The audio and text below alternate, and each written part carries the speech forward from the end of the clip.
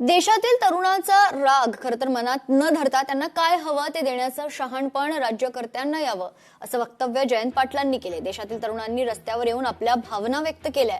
याचा राग मनात न धरता नेमकं काय पाहिजे ते देण्याचे शहाणपण राज्यकर्त्यांनी यावं असं मत माजी मंत्री जयंत पाटील यांनी व्यक्त केलंय।